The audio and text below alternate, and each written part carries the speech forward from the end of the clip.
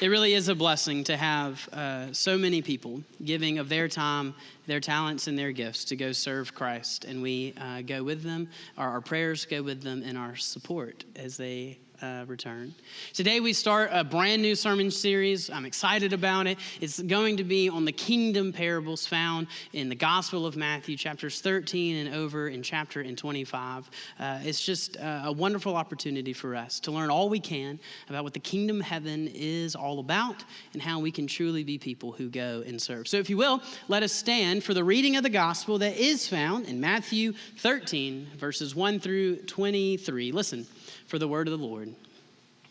That same day, Jesus went out of the house and he sat beside the sea. Such a great crowd gathered around him that he got into a boat and he sat there while the whole crowd stood on the beach. And he told them many things in parables, saying, "Listen, a sower went out to sow. And as he sowed, there was some seed that fell on the path. Birds came, took it up. Other seed fell on the rocky ground where they didn't have much soil. They sprang up quickly since they had no depth of the soil. But when the sun rose, they were scorched. Since they had no root, they withered away. Well, other seeds fell among the thorns, and the thorns grew up, and then they choked them out. Other seed fell on the good soil, and they brought forth grain, some 100-fold, some 60, some 30. Let anyone with ears listen." Verse 10. Then the disciples came and asked him, "Why do you speak to them in parables?" Well, he answered, "Well, to you it has been given to know the secrets of the kingdom of heaven, but to them it has not been given. See, for to those who have, more will be given. They will have an abundance. But from those who have nothing, even what they have will be taken away. See, the reason I speak to them in parables is that seeing they do not perceive, hearing they do not listen, nor do they understand. With them indeed is fulfilled the prophecy of Isaiah that says, you will indeed listen, but never understand. You will indeed look, but never perceive. All right, for this, people's heart has grown dull, and their ears hard of hearing, and they have shut their eyes, so they might not look with their eyes and listen with their ears and understand with their heart and turn. I would heal them. But blessed are your eyes, for they see, and your ears, for they hear. See, truly I tell you, many prophets and righteous people long to see what you see, but did not see it, and hear what you hear, but did not hear it. So hear then the parable of the sower. When anyone hears the word of the kingdom and does not understand it, the evil one comes, snatches away what is sown in the heart. This is what was sown on the path. As for the rocky ground, this is the one who hears the word and immediately receives it with joy, yet such a person has no root, but endures only for a while, and when trouble or persecution arises on account of the word, that person immediately falls away. As for what was sown among the thorns, this is the one who hears the word, but the cares of the world and the lure of wealth choke the word, and it yields nothing. But as for what was sown on good soil, this is the one who hears the word, understands it, and who indeed bears fruit and yields. In one case, 100-fold, in another 60, in another 30. This is the word of God for the people of God. Thanks be to God. You may be seated. Well, this weekend, I hope that you have, and maybe you still will, celebrate 250 years of this nation. And we have celebrated, and we're going to keep it going with fun and music, of course. Maybe you celebrated with a boat ride or two, some fireworks, a parade, barbecue watermelon. I hope that in your festivities there was a body of water, maybe a pool or otherwise, another year of great celebration. 250 years where we get to remember and we get to celebrate, and again, we get to give thanks for this nation. And in fact, what I learned as I was doing a little bit of research for this is that the way that we celebrate Independence Day, the 4th of July, is the same way that we have been celebrating it since the very first year. I know, how cool is that? Y'all don't think it's cool? It's incredible. I mean, 250 years we have been celebrating like this. The celebration in Philadelphia on July 4th, 1777 is reported, quote, "At night, there was a grand exhibition of fireworks, which began and concluded with 13 rockets on the commons. The city was beautifully illuminated." That's pretty cool. Instead of cannons, we have drones now. But nonetheless, we're doing it. There was a journal entry from John Adams that said this: "It will be celebrated by succeeding generations as the great anniversary festival, and that celebration should include pomp and parade, games, sports, guns, bells, bonfires, and illumination from one end of the continent to the other. We've nailed it, team. Well done. And as we celebrate, as we do year after year, we don't just celebrate for the fireworks, although it is my favorite part. We do it for lots of reasons. We do it because it tells a story. See, every parade, every flag, every song, every firework, it reminds us all of a story that has shaped a group of people, an entire nation of people, a story that has shaped you and me, families and families. And it got me thinking, stories really do shape everything. Have you ever thought about that? I mean, just for a second. I mean, history really is just the telling and the retelling of stories of our past. Our church has a story. This worship service has a story. We have a story. Your family has a story. This nation has a story. Every one of us has a story that we tell. And as we tell and retell it and continue to tell it and retell it, what happens is that it forms our memories. It captures our emotions. In stories, what happens is that we learn something new. We see something differently. We begin to experience things in a new and an exciting way. Stories are the way that we teach and share with children. They're also entrances into worlds that we could have never imagined, never experienced without stories. I mean, think about it, from Hogwarts to Narnia, and at the same time, think about the stories of the Garden of Eden to the stories of the stable at Bethlehem. These stories, they capture our attention, and they shape our lives and our world. And stories have the amazing ability to move us and to invite us into something new and something different that just numbers and facts just really can't do by themselves. I bet if we begin to think about it, everybody really can think of a story like this in your family. A story that's almost, I mean, you've been told so many times at so many dinners that you can just quote it right now if I asked you. The story that comes up for me in my life is the story that we tell every single time, every single Thanksgiving, every single Christmas around the Garner family dinner table in Georgiana, Alabama. I know, what a place. It exists, you know. And out there in the country in the middle of nowhere, we have told this story so many times, I can see it now. It's a story that goes like this. As it has been told to me, my grandmother got a new car. And it was very awesome. She loved it. And she, for whatever reason, failed to keep parking it under the carport because it was easier to park it over here. My grandfather continued to help her remember to park it under the carport. But then one night it hailed. And I'm talking about, sure enough, hailed. And well, you guessed it, it wasn't under the carport. And the car had all the damage. And my grandmother woke up early and realized what she had done. She was embarrassed. And so she snuck out of her room and she parked it under the carport. I know. She was going to fool everybody. Well, when we went out there, of course, they could tell that it had some damage on it. And so my grandfather asked, well, Linda, what happened to your car? And she said, I don't know. Guess the cows got out. To which, as only my uncle can capture the essence and the words that my grandfather shared with her so many years ago, he says it like this: oh yeah, Linda, with motions involved. The cows just went out the gate, right? They just walked on out, shut it, and locked it back behind them, went over to the carport and slid. He always does this, slid in between the car and the carport, put their hooves up on the hood of your car, and just went to dancing. Stories. These stories do so much more than just recall an event. They help us remember everything. They help us remember the places and the people and the smells, the sounds. Capture the entire moment. When I hear that story told, what comes to my mind, little to do with a cow dancing on a car, although hilarious. What comes to my mind is so much more.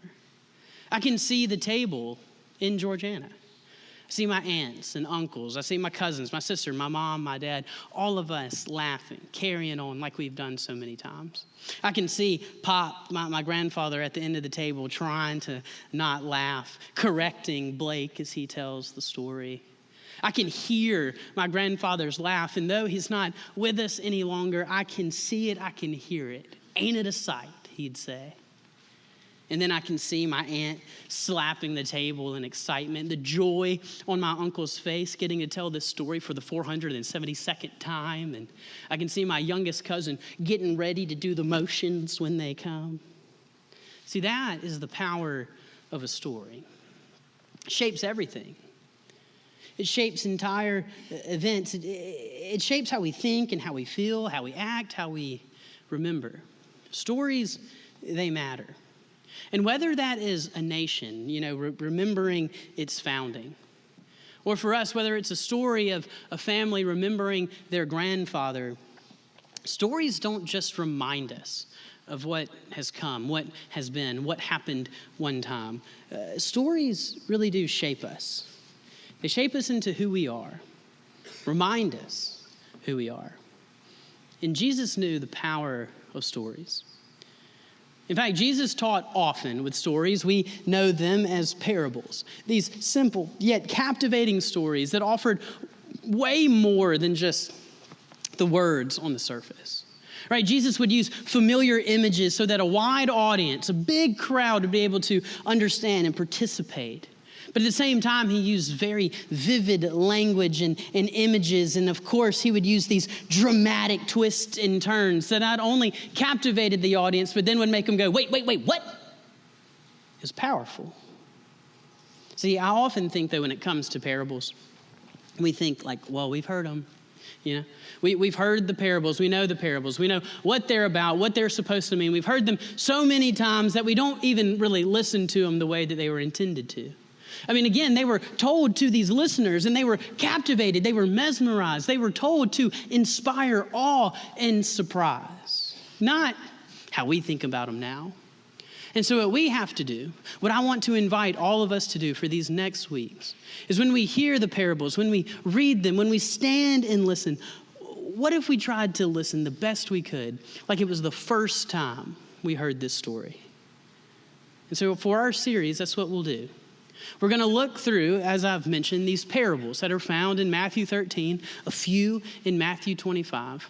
And what you'll begin to see is that week after week, these parables seem to have this same common theme, this major point that seems to keep coming and coming. Matthew writes it like this, as Jesus says at the beginning of each of them, the kingdom of heaven is like. Then he tells the story. To me, when I read that, it's almost like Jesus is trying to say, hey, if you can just get this point, okay, you'll understand everything that I will teach you and show you. And Jesus doesn't want to spend time understanding and defining and characterizing the kingdom of heaven with facts and figures and a lecture and discussion points. Jesus is going to share about the kingdom of heaven, help us understand what it's all about through stories that move us, stories that captivate us, stories that elicit much response, much emotion. He says the kingdom of heaven is not just something up there in heaven that one day is going to happen maybe if we're doing all the right things and in the right place. No. Jesus is saying the kingdom of heaven is here. It is present. The kingdom of heaven has come, and it is all around you. See, when Jesus forgives and heals, it's the kingdom of heaven. When miracles are performed, when the hungry is fed, when the outcast is welcome, it is a reminder that the kingdom of heaven has come down, and it's right here. And so the kingdom parables, as they're called, they're not merely descriptive, but they truly are invitational. They want us to come and to be a part. Because Jesus is trying to say, hey, look, the kingdom of heaven is here. You can see it. And now that you can see it, let's take it a bit further. And so each one of these stories, each one of these parables that he tells is going to ask us another question about the kingdom of heaven. He's going to say, the kingdom of heaven is here. Will you receive it? The kingdom of heaven is here. Will you let it grow among you? kingdom of heaven is here. Will you let it form you? Are you willing to give up everything for it? The kingdom of heaven is here. Will you be ready and willing to share it with somebody else? And so story after story, and again, stories that are interesting enough to grab our attention, but they're vivid enough that we can place ourselves in the story. They're common enough, though, that we can understand what we're getting at, yet they are just strange enough for us to say, wait, what? We're going to learn that Jesus is not just interested in showcasing his amazing storytelling ability, but Jesus is trying to invite us to be a part of and to enter into the kingdom of heaven with him. So, are you ready? Here we go. All right, a sower starts throwing seed, all right? I'm talking about throwing it. This farmer, he's just haphazardly chunking this seed. It's really incredible when you think about it. He just starts throwing it all over the place, and only some of it lands on the good soil, about a fourth of it for the sake of discussion. The other seed, it hits the rocks, it hits the thorns, it hits the path as this guy is just scattering seed. Now, I'm not a farmer. However, I would think that if I was going to be a farmer, I would do a little more investigating into where this seed was going to land and probably do my best to put it in places where it had its best chance of succeeding. This farmer's just like, whoosh, what a waste. Well, I mean, he is just wasting money. Now that is a parable. You get it? You're supposed to be thinking like this. You're supposed to be saying, what in the world is this crazy farmer just throwing seed out left and right? What in the world is this about? In the Bible, most often, this is called the parable of the sower. And so a lot of times we focus on that part.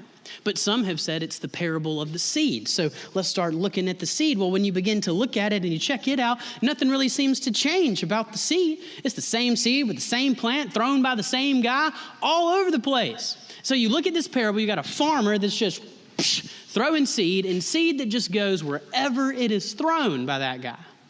So the only last part of the parable then is the soil. And the soil, you see, oh, wait a second. Here's something different. Some is like this, some is like that, some is like that. Oh, some is good. And then Jesus says, see, this is what the kingdom of heaven is like. It's like a crazy farmer throwing a whole bunch of seed over a bunch of soil. Get it? And you're thinking, no. And you're puzzled, you're perplexed, you're confused. But luckily, in the first parable, we get an explanation. I love an explanation. You remember when you were in high school and the odd numbers were in the back of the book in your math home? No, that's just me? Okay. So the word of the kingdom of heaven is a seed. It's the seed that's thrown out by the farmer. This is very clear that the kingdom of heaven is everywhere. And so the word of the kingdom of heaven, it is being announced day after day, just like that seed going everywhere. Every time Christ's forgiveness is proclaimed, every time the hungry are fed, every time the lost are welcomed, every time that hope is offered in Jesus' name, the message of the kingdom of heaven, whoosh, it is being scattered again and again. See, the issue here is not on whether the kingdom of heaven is being proclaimed. It clearly is. This farmer, he is getting after it. The issue then becomes, are we receiving it? The issue, the problem, the question of the parable becomes the soils. Some are ready, some are not. Are we ready to receive this seed that is being thrown? And so truly the question that we have to wrestle with as a result of this parable is, hey, is our heart ready to receive the message of the kingdom of heaven? Is our life ready to receive that seed that's being thrown out? And again, we think, we've heard it so many times, we know, and what begins to happen is that we sometimes kind of use this parable as a way to judge which soil we are. Am I this one or I'm that one? Trying to identify where my heart is or trying to judge where other people are. That's not the point. The point is we got to take it for its true intention. And the intention is asking a much deeper question.